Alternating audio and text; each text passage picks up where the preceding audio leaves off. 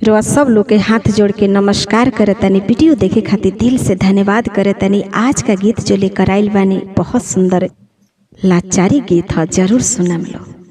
का कहतरी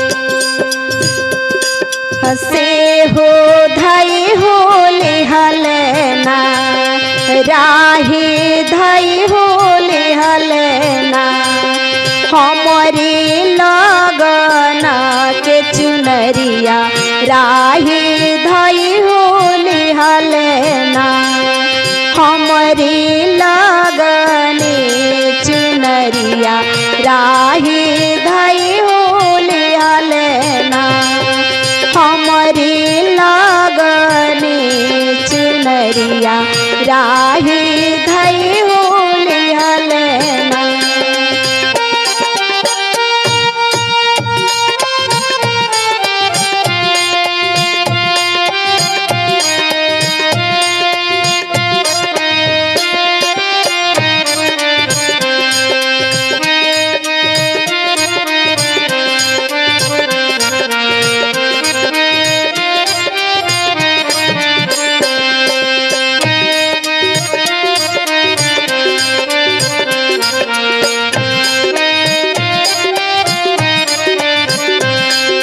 कहतरी छोरो छोरो राही हमारी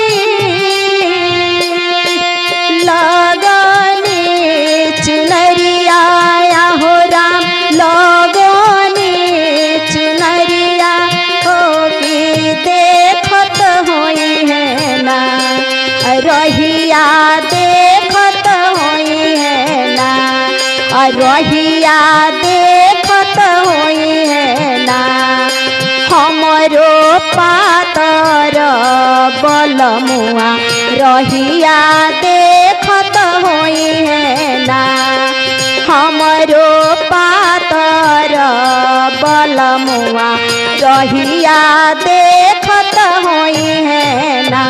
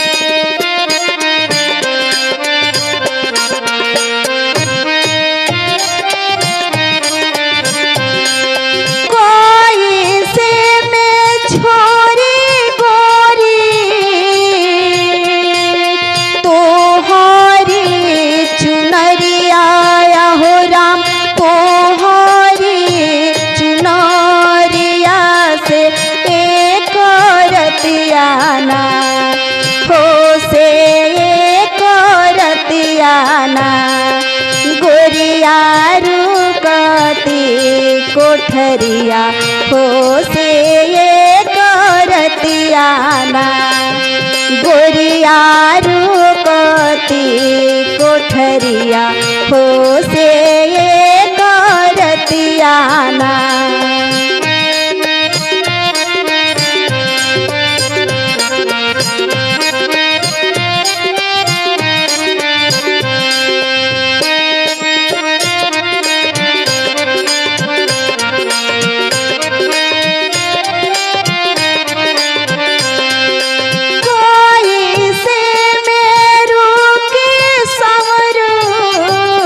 तो